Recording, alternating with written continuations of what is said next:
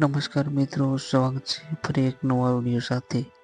આજે અમે જઈ રહ્યા છીએ અથેવાડા, ભાવનગર જિલ્લાનું અથેવાડા ગામ કે ત્યાં બજરંગદાસ બાપાનો જન્મ થયેલો છે. ઝાંઝરિયા હનુમાનને ત્યાં. તો મારી આ યુટ્યુબ ચેનલમાં નવા હોવ તો મહેશ પાલિયા ચેનલને સબસ્ક્રાઈબ કરી દેજો. અહીંયા પાટીઓ આવી ગયું છે ઝાંઝરિયા હનુમાન તરફ જવા માટે. તમે પણ અહીંયા આવતા હોય તો આ પાટીઓ ખાસ યાદ રાખજો અને આપણે અહીંથી જવાનું છે. તો હવે તમને બજરંગદાસ બાપાના ઇતિહાસ વિશે થોડી ઘણી ચર્ચા કરું. ઈસવીસન 1906ની સાલમાં ચોક્કસ તારીખની માહિતી નથી, પણ 1906નું વર્ષ હતું. ભાવનગરના અથેવાડા ગામમાં હીરાદાસજી અને શિવકુંવરબા નામે રામાનંદી કુટુંબ રહેતું હતું. શિવકુંવરબા સગર્ભા હતા જ્યારે તેઓ પિયર જતા હતા અને રસ્તામાં તેમને પ્રસવની પીડા ઉપડી. ત્યાં બાજુમાં જ ઝાંઝરિયા હનુમાનજીનું મંદિર હતું. આજુબાજુની બહેનો એમને લઈને મંદિરની ઝૂંપડીમાં લઈ ગયા હતા અને મંદિરમાં હનુમાનજીની આરતીના ઝાલર રણકતા મળ્યા હતા અને એવા શુભ દિયે એક બાળકને જન્મ થયો. રામાનંદી સાધુ હોવાના કારણે નામ રાખ્યું ભક્તિરામ. નાનપણથી જ ભક્તિરામના મનમાં માતા પિતાના સંસ્કાર હતા. ખરેખર તેમનામાં પ્રમાણિત ગુણ હતા. એક સવારે ભક્તિરામ મોડે સુધી સૂઈ રહ્યા હતા તો પિતા હીરદાસ અને માતા શિવકુંવરબા એ આવીને જગાડ્યા અને જુએ છે તો એમની બાજુમાં જાણે એમનો દોસ્ત હોય એમ એક સાપ પણ હતો. પછી એમને થયું કે જરૂર ભક્તિરામ શેષનારાયણ અવતાર હોવા જોઈએ.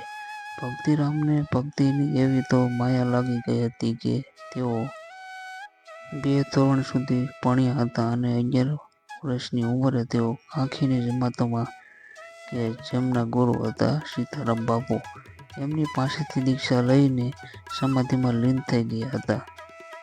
પરમતત્વ અને યોગ સિદ્ધિનો સાક્ષાત્કાર થયો ત્યારે ગુરુ પાસે દક્ષિણા આપવા ગયા. ગુરુ શ્રી સીતારામ ભક્તિરામને ઓળખી ગયા અને કહ્યું કે ખરા ગુરુ તો તમે જ છો, એટલે મારે તમને આપવાનું હોય. ત્યારે ભક્તિરામ બોલ્યા કે ખરેખર જો તમે મને કંઈક આપવા ઈચ્છતા હોવ તો એવું કંઈક આપો કે મારા રોવે રોવે રામનું રટણ ચાલુ જ રહે. ત્યારથી સીતારામજીએ એમને નવું નામ આપ્યું બજરંગી અને કહ્યું કે જાઓ બજરંગી, હવે તમે દુનિયાના ભ્રમણ કરો અને દીન દુખિયાની સેવા કરો અને તમે આખા જગતમાં બજરંગદાસ તરીકે ઓળખાશો. ભક્તિરામ આખા જગતમાં બાપા બજરંગદાસ અને બાપા સીતારામના નામથી ઓળખાવા લાગ્યા. એકવાર ભ્રમણ કરતા કરતા બાપા મુંબઈ આવી પહોંચ્યા હતા. ત્યાં લોકોને બાપાનો પરિચય થયો અને બન્યું એવું કે એક ગોરો અમલદાર ત્યાંથી પોતાની ગાડીમાં નીકળ્યો અને રસ્તામાં બાપા અને બીજા સેવકો પાસે પાણીની ડોલો ભરીને એક જગ્યાએ ભેગું કરતા હતા. તો ગોરો અમલદાર સંતો અને તેમની ભક્તિ વિશે ખરાબ બોલવા લાગ્યો અને કહ્યું કે જો તમે ખરેખર સંત હોવ તો ચમત્કાર બતાવો. અને બાપાએ એ જ વખતે ત્યાં ઊભા ત્યાં જ પલોઠી વાળીને બેસી ગયા અને વખતે ખાડો ખોદવા લાગ્યા અને જોતજોતામાં ત્યાં લોકોનું ટોળું આ કુતૂહલ જોવા ભેગું થઈ ગયું અને બાપાએ ખરાબ જળની જમીનમાંથી મીઠું પાણી કાઢ્યું. એ જોઈને ગોરા અમલદાર પણ બાપાના પગમાં પડી ગયા હતા. તો બાપાનો ચમત્કાર આ હતો.